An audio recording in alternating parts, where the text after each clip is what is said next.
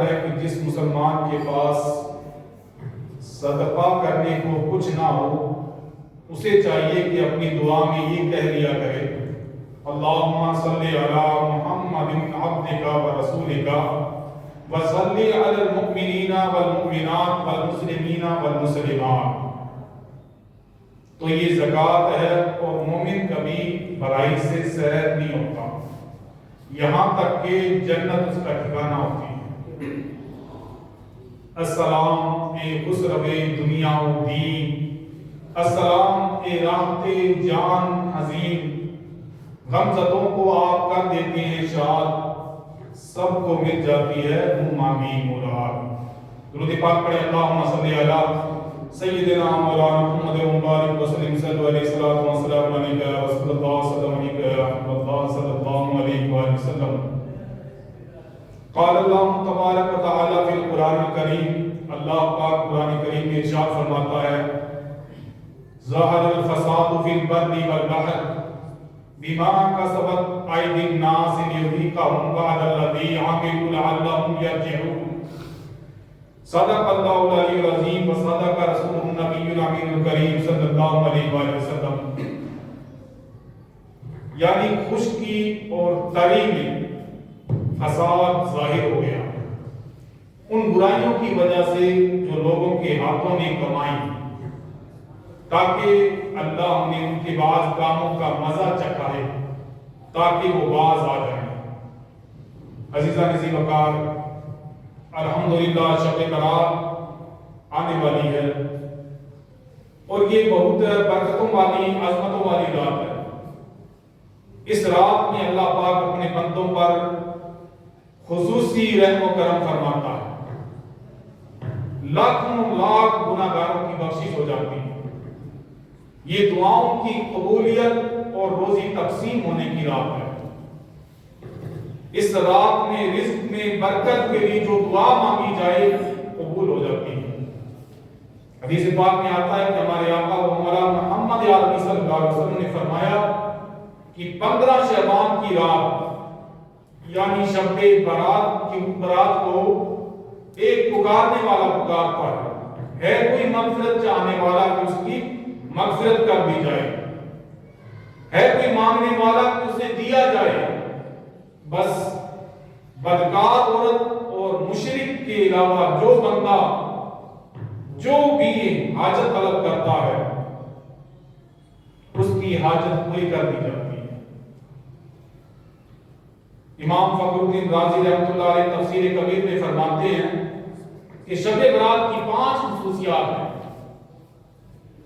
Number 1، اس رات میں ہر حکمت والا کام بانٹ دیا جاتا ہے۔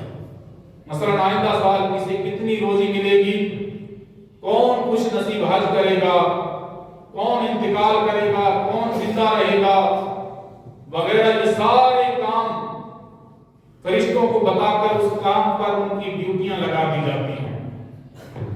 دوسری خصوصیت، اس رات میں عبادت کی خصوصی فضائل ہے۔ مثلا اللہ پاک کے آخری نبی رسول ہاشمی صلی اللہ علیہ وسلم نے فرمایا کہ جو بندہ شب برات میں 100 رکعت نوافل پڑھے اللہ پاک اس کے پاس 100 فرشتے بھیجتا ہے، ان میں سے 30 فرشتے اسے جنت کی بشارت دیتے ہیں اور 30 فرشتے اسے جہنم سے آزادی کی خوشخبری سناتے ہیں اور 30 فرشتے اسے دنیاوی آفات سے بچاتے ہیں اور 10 فرشتے اس کی شیطان سے حفاظت کرتے ہیں۔ اور تیسری خصوصیت امام رازی رحمۃ اللہ علیہ نے اس رات کی یہ ارشاد فرمائی ہے نزول الرحمہ، یعنی اس رات اللہ پاک کی رحمتیں چھما چھم برستی ہیں۔ اس رات امت مسلمان کی بخشش کر کے انہیں جہنم سے آزادی بھی کر دی جاتی ہے، چوتھی خصوصیت۔ اور 5ویں شب برات کی خصوصیت یہ ہے کہ اس رات میں ہمارے آقا و مولا محمد عربی صلی اللہ علیہ وسلم کا منصب شفاعت مکمل ہوا۔ روایتوں کے مطابق آتا ہے کہ ہمارے آقا و مولا محمد عربی صلی اللہ علیہ وسلم نے شعبان شریف کی 13ویں رات اللہ پاک کی بارگاہ میں سوال کیا تو آپ کی 1/3 امت آپ کے سپرد کر دی گئی۔ پھر آپ نے شعبان شریف کی 14ویں رات سوال کیا تو آپ کی 2/3 امت آپ کے حوالے کر دی گئی۔ پھر آپ صلی اللہ علیہ وسلم نے شعبان شریف کی 15ویں رات بارگاہ الہی میں سوال کیا تو آپ کی ساری امت آپ کے سپرد کر دی گئی۔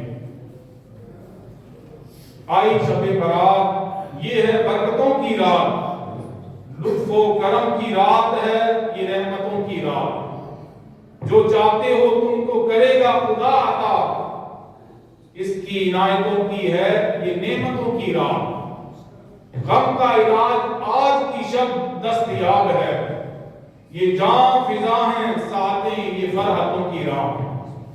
اللہ پاک ہمیں شب برات تک پہنچنا نصیب فرمائے، اس مقدس رات میں عبادت کرنا بھی نصیب کرے، اور اس رات کی برکت سے ہماری بخشش اور مغفرت فرمائے، آمین بجاہ خاتم النبیین صلی اللہ علیہ وآلہ وسلم۔ عزیزان ذی وقار، ہم نے بیان کی ابتدا میں شروعات میں پارہ نمبر 21 سورہ روم کی آیت نمبر 41 سننے کی سعادت حاصل کی۔ اللہ پاک نے فرمایا ظاہر الفساد فی البر والبحر بما کسبت ایدی الناس لیذیقہم بعض الذی عملوا لعلہم یرجعون۔ خشکی اور تری میں فساد ظاہر ہو گیا ان برائیوں کی وجہ سے جو لوگوں کے ہاتھوں نے کمائی، تاکہ اللہ انہیں ان کی بعض کاموں کا مزہ چکھائے تاکہ وہ باز آ جائیں۔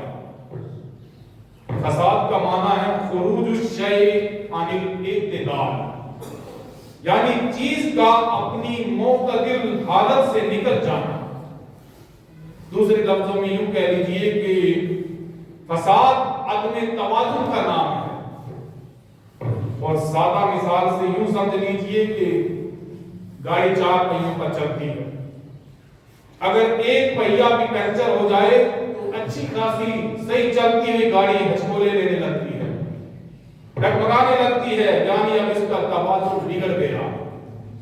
اسی طرح کوئی بھی نظام، کوئی بھی سسٹم جب اپنی فطری اور معتدل حالت سے نکلتا ہے تو اس کا توازن خراب ہو جاتا ہے، اسی حالت کو فساد کہتے ہیں۔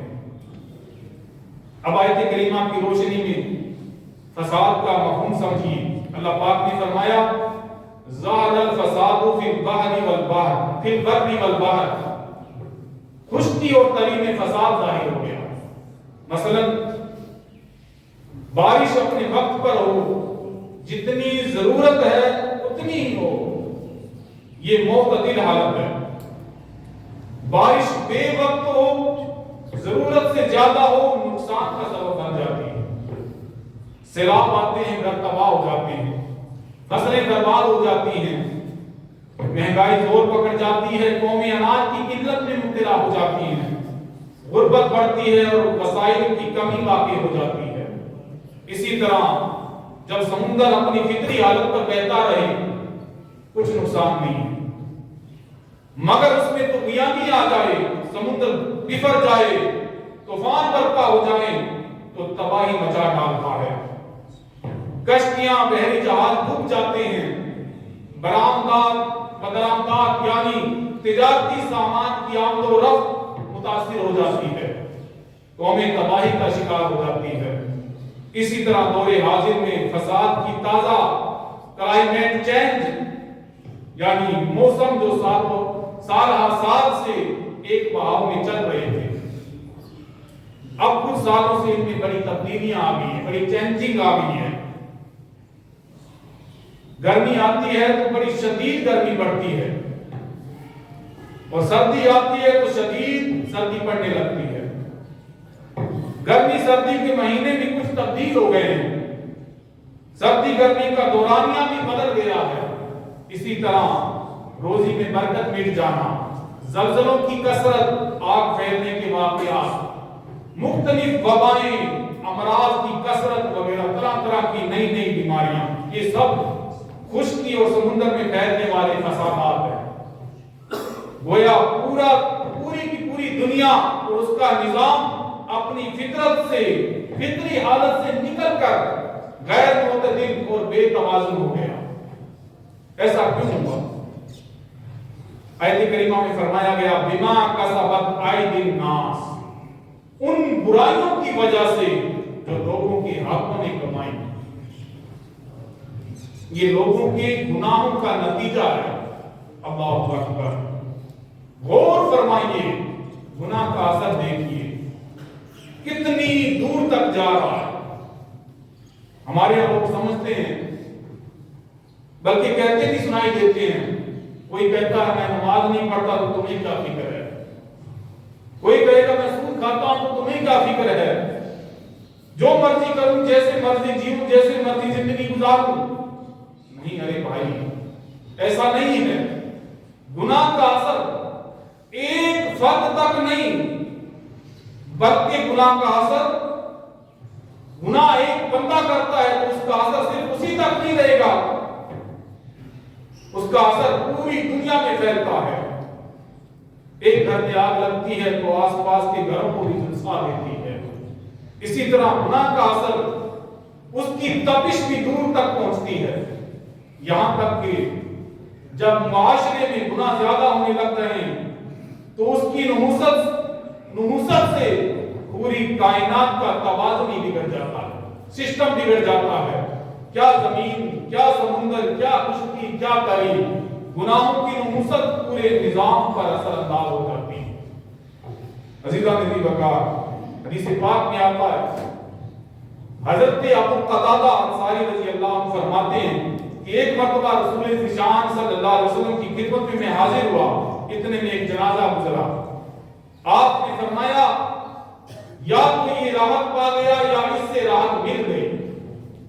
صحابہ کرام علیہ رضوان نے عرض کیا یا رسول اللہ صلی اللہ علیہ وسلم، اس کا راحت پانا یا اس سے راحت ملنا کیا ہے؟ یہ راحت کیسے پا گیا اور اس سے راحت کیسے مل گئی؟ فرمایا بندہ مومن جب انتقال کرتا ہے تو دنیا کی مشکلات سے آرام پا لیتا ہے، سکون پا لیتا ہے، اور جب فاجر اور گناہ گار بندہ مر جاتا ہے تو اس بندے، یعنی اس مرنے والے بندے سے ملک، درخت اور جانور سب راحت و آرام پا جاتے ہیں۔ اللہ پتہ چلا بندے کا گناہ صرف اسی کے حق میں تکلیف کا سبب نہیں بنتا، بلکہ ایک شخص کا گناہ دوسرے لوگوں، شہروں اور درختوں اور جانوروں سب کو تکلیف میں ڈال دیتا ہے۔ جب ایسا گناہ گار مر جاتا ہے تو لوگ، شہر، درخت اور جانور سب اس تکلیف سے نجات پا جاتے ہیں۔ عزیزان محترم، حضرت مجاہد فرماتے ہیں جب قحط شدت اختیار کر لیتا، بارشیں رک جاتی ہیں تو جانور نافرمانیوں پر، یعنی نافرمانوں پر لعنت بھیجتے ہیں اور کہتے ہیں یہ قحط سالی انسان کے گناہوں کی وجہ سے ہے۔ یا عاشقان رسول، غور فرمائیے، توجہ کیجئے، اس سے بڑھ کر اور ذلت کیا ہو کہ انسان اشرف المخلوقات ہے، مگر یہ جب گناہ کرتا ہے، اس کی نافرمانیاں حد سے بڑھ جاتی ہیں تو جانور تک بھی انسان کو برا بلا کہتے ہیں۔ معلوم ہوا جو نافرمان ہے وہ اپنی فضیلت کھو بیٹھتا ہے اور درجہ انسانیت سے گر کر ذلت کی گہرے گڈھے میں جا گرتا ہے۔ عزیزان ذی وقار، اسی طرح بعض کتابوں میں یہ عبرتناک واقعہ بھی لکھا ہے کہ ایک بار اللہ پاک کے پیارے پیارے نبی حضرت عیسیٰ علیہ السلام کا ایک پہاڑ پر گزر ہوا۔ آپ نے دیکھا کہ وہاں ایک شہر ہے، اللہ پاک نے اس شہر کو بے شمار نعمتوں سے نوازا ہے، وہاں باغات ہیں، پھل ہیں، پھول ہیں، وہاں کے رہنے والوں کے پاس مویشی بھی ہیں اور سب اللہ پاک کی اطاعت اور عبادت میں لگے ہوئے ہیں، خوشحال زندگی گزار رہے ہیں۔ ان شہر والوں نے جب اللہ پاک کے نبی حضرت عیسیٰ علیہ السلام کو دیکھا تو آپ کی نہایت تعظیم کی اور بہت احترام سے پیش آئے۔ 3 سال کے بعد حضرت عیسیٰ علیہ السلام کا دوبارہ گزر اسی جگہ سے ہوا تو آپ یہ دیکھ کر حیران رہ گئے کہ اس شہر کے باغات اور مکانات اجڑ گئے، نہریں اور چشمے خشک ہو چکے ہیں، اب نہ وہاں پھل ہیں نہ پھول ہیں، نہ جانور نہ کوئی آدمی۔ ایسے خوشحال شہر کا ایسے اجڑا حال دیکھ کر کے حضرت عیسیٰ علیہ السلام نے اللہ پاک کی بارگاہ میں عرض کی، الہی اس شہر کے لوگ کس مصیبت میں گرفتار ہو گئے، ان کے درختوں، چشموں اور عمارتوں کی بربادی کا سبب کیا ہو گیا؟ ان کو کیا نظر بد لگ گئی یا کسی نے ان پر جادو کر دیا، کسی دشمن نے انہیں شکست دے دی، یا تیری اطاعت و فرما برداری چھوڑنے کی انہیں سزا مل گئی ہے؟ حضرت عیسیٰ علیہ السلام کی اس عرض پر حضرت جبرائیل حاضر خدمت ہوئے اور عرض کیا ہے اللہ پاک کے نبی علیہ السلام، اس شہر کو نہ تو کوئی نظر لگی ہے اور نہ انہوں نے اللہ پاک کی اطاعت چھوڑی اور نہ ہی ان پر جادو کیا گیا ہے، ان کی بربادی کا اصل سبب یہ ہوا کہ ایک روز اس شہر سے ایک بے نمازی کا گزر ہو گیا اور اس نے ان کے چشمے میں منہ دھو لیا، اپنا چہرہ دھویا، اس بے نمازی کے چہرے سے لگنے والے پانی کی یہ نحوست ہوئی کہ ان کے چشمے سوکھ گئے، ان کے باغات ویران ہو گئے اور ان کا شہر اجڑ گیا۔ پھر جبرائیل علیہ السلام نے عرض کی، اللہ پاک کے نبی، آپ نے بے نمازی کی دنیاوی نحوست تو ملاحظہ فرما لی، روز قیامت جہنم کو بے نمازیوں سے پر کیا جائے گا، جہنم کو بے نمازیوں سے بھرا جائے گا۔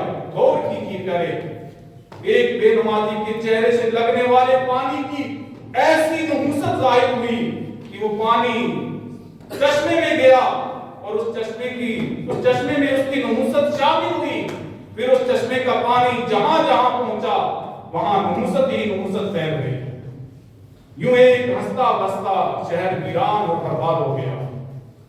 افسوس آج تو یہ حال ہے کہ شاید ہر گھر میں بے نمازی ہو الا ماشاءاللہ، اور جو نمازی ہیں اللہ پاک انہیں سلامت رکھے، خوش رکھے، آباد رکھے، ورنہ اکثر گھروں کا حال ایسا ہی ہے، بیٹا نمازی ہے تو باپ بے نمازی ہے، باپ نمازی پڑھنے والا ہے تو بیٹا بے نمازی ہے، پورے کا پورا گھرانہ نمازی ہو ایسے گھر بہت کم ملیں گے ہمیں، اور پورے کا پورا خاندان ہی بے نمازی ہو ایسے گھر ہمیں بہت مل جائیں گے۔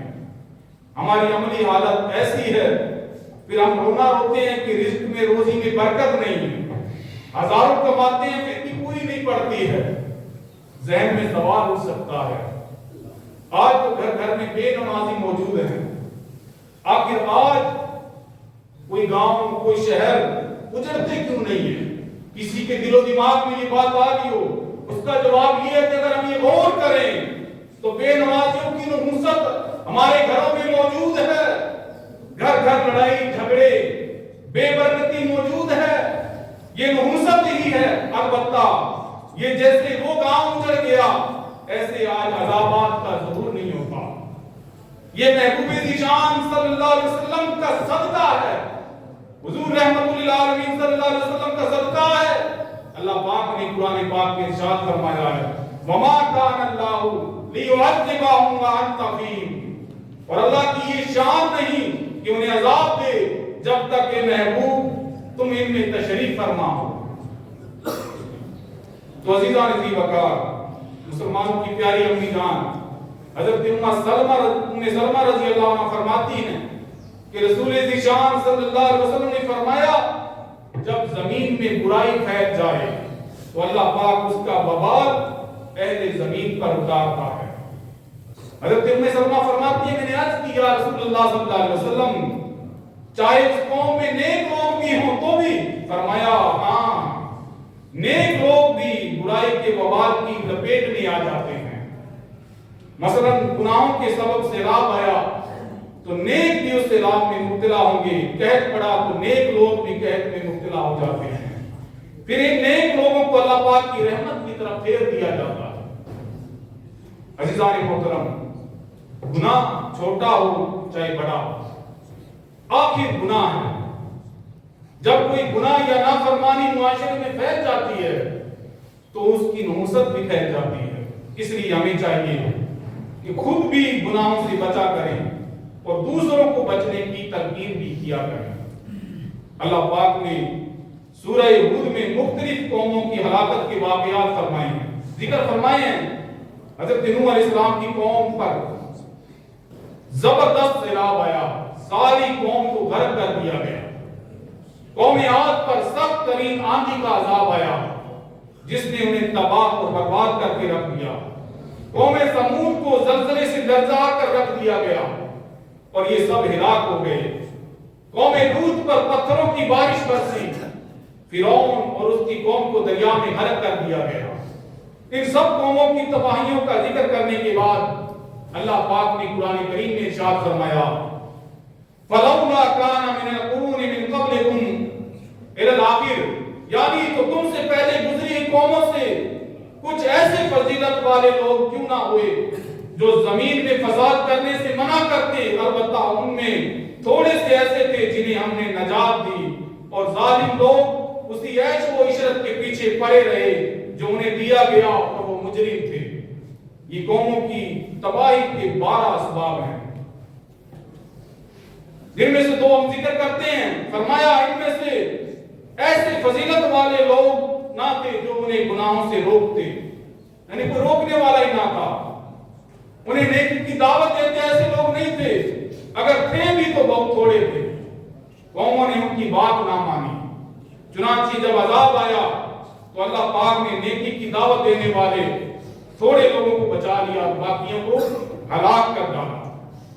ان قوموں کی تباہی کا دوسرا سبب یہ تھا کہ یہ مجرم تھے، گناہ کرتے، اللہ پاک کی نافرمانیوں میں مبتلا رہتے تھے۔ تو عزیزان محترم، پتہ چلا نیکی کی دعوت نہ دینا یہ بھی تباہی اور ہلاکت کا سبب ہے۔ ایک مرتبہ اللہ پاک نے فرشتوں کو حکم دیا، ایک فرشتے کو حکم دیا کہ فلاں شہر کو اس کے رہنے والوں کو الٹ پلٹ کر دو۔ فرشتے نے عرض کی کہ اللہ پاک اس شہر میں تیرا نیک بندہ بھی ہے جس نے کبھی پلک جھپکنے کی دیر بھی تیری نافرمانی نہیں کی ہے۔ اللہ پاک نے فرمایا اس بستی کو اور اس شخص کو اور دوسرے تمام لوگوں سمیت تباہ اور برباد کر دو، کیونکہ میری نافرمانی دیکھ کر کبھی ایک گھڑی کے لیے بھی اس کے چہرے کا کبھی رنگ بھی نہیں بدلا۔ اللہ اکبر، غور کیجئے، اس میں ہمارے لیے سبق ہے۔ ہمیں چاہیے کہ دوسروں کو نیکی کی دعوت دیتے رہا کریں، گناہوں سے روکتے رہا کریں۔ یہ بات پھر سے عرض کر رہا ہوں، یہ ذہن کبھی مت بنائیے کہ گناہ کرنے والا صرف اپنی قبر خراب کر رہا ہے۔ ہاں، گناہ کے سبب اپنی قبر بھی خراب ہوتی ہے، اس کے ساتھ ساتھ اس کی نحوست دوسروں تک بھی پہنچتی ہے۔ لہذا خود گناہوں سے بچنے کے ساتھ ساتھ دوسروں کو بچانا اور نیکی کی دعوت دینا بھی بہت ضروری ہے۔ عزیزان ذی وقار، سورہ ہود کی آیت کریمہ کے مطابق یہ معلوم ہوا کہ گناہوں کے سبب پوری قوم ہلاکت اور تباہی میں مبتلا ہو جاتی ہے۔ ہم ناز کے پاروں پر اتنا تو گرم ہے الحمدللہ کہ پیارے پیارے آقا محمد عربی صلی اللہ علیہ وسلم کی صدقے میں اللہ پاک آپ کی امت کو رسوا نہیں فرماتا۔ ہم پر پہلی قوموں کی طرح اجتماعی عذابات نہیں آتے، ہمارے چہرے نہیں بگاڑے جاتے۔ اس امت کو پہلی امتوں کی طرح بندر اور خنزیر نہیں بنایا جاتا، مگر یاد رکھیے اللہ پاک کی نافرمانی کا نتیجہ تو بہرحال نکلتا ہی ہے۔ علماء فرماتے ہیں گزشتہ امتوں کا عذاب جسمانی خسف و مسخ کا، یعنی پہلی امتیں نافرمانی کرتی تو انہیں زمین میں دھسا دیا جاتا تھا، ان کے چہرے بگاڑ دیے جاتے تھے، کوئی بندر بن جاتا، کوئی خنزیر بن جاتا تھا۔ لیکن اس امت کا عذاب روحانی خسف و مسخ ہے، پہلے جسم بدلتے تھے، اب دل بدل دیے جاتے ہیں۔ اللہ پاک قرآن کریم میں ارشاد فرماتا ہے وَنُقَلِّبُ أَفْئِدَتَهُمْ وَأَبْصَارَهُمْ، اور ہم ان کے دلوں اور ان کی آنکھوں کو پھیر دیں گے۔ اللہ کی پناہ، کیسی عبرت کی بات ہے۔ گناہ کرنے سے اللہ و رسول کی نافرمانی کے سبب دل الٹ دیے جاتے ہیں، دل پھیر دیے جاتے ہیں۔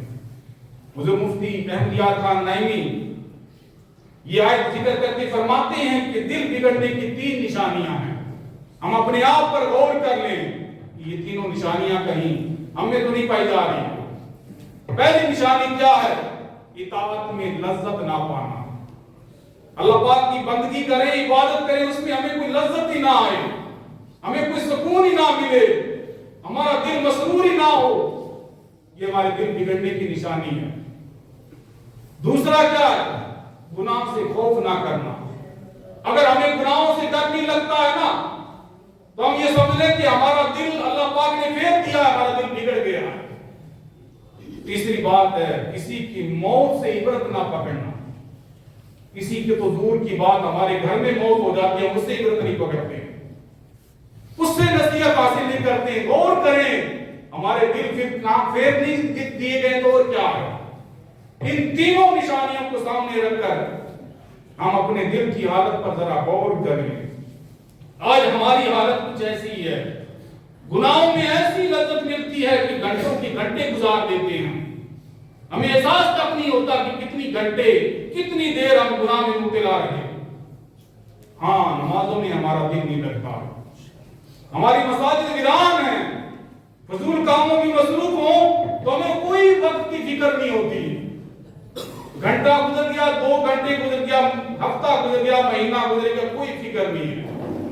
جب گناہ میں لگے ہیں تو ہمیں اس کی کوئی فکر نہیں ہوتی. تلاوت کرنے بیٹھ جائیں تو ادھر ادھر کے کام یاد آنے لگ جاتے ہیں. تسبیحات پڑھنے بیٹھ جائیں, ذکر اللہ کرنے بیٹھ جائیں تو ہمیں گھر کے کام یاد آنے لگ جاتے ہیں, گھر کی ضروریات یاد آنے لگ جاتی ہے, اپنے کاروبار یاد آنے لگ جاتے ہیں, اپنی دکانداری یاد آنے لگ جاتی ہے. رمضان کریم تشریف لے آئے تو کبھی گرمی کا بہانہ بناتے ہیں کہ گرمی ہے امام صاحب روزے نہیں رکھے جا سکتے. کبھی کام کاج کی فکر, ایک تعداد ہے جن کا روزہ رکھنے کی طرف دل ہی مائل نہیں ہوتا. اور کسی کی موت کی عبرت پکڑنے کی حالت تو ایسی ہے کہ ہم عبرت کیسے پکڑیں گے. بعض دفعہ تو لوگ جنازے کے ساتھ ہوتے ہیں تو ہو ہا ہا ہا کہہ کے لگا رہے ہوتے ہیں. میت کو دفن کرنے آئے ہیں, قبرستان شہر خاموشہ میں بیٹھے ہیں, ہمیں بھی مرنا ہے, اس منزل سے ہمیں بھی گزرنا ہے, وہاں پر بھی ہم اپنے کہہ کے جاری رکھے ہوئے ہیں. ہنسی مذاق چل رہا ہے, وہاں پر بھی خوب گپے شپیں چل رہی ہیں. افسوس ہمارے دل کی یہ نازک حالت, غفلت کے پردے, دل کی سیاہی, ہمیں اس کی فکر کرنی چاہیے. کہیں ایسا تو نہیں ہے کہ گناہوں کی نحوست ہمیں جکڑ چکی ہے, گناہوں کی نحوست ہمارے دل کو پھیر چکی ہے, ہمارے دل الٹ دیے گئے ہیں اور ہمیں اس کا احساس تک نہیں ہو رہا ہے.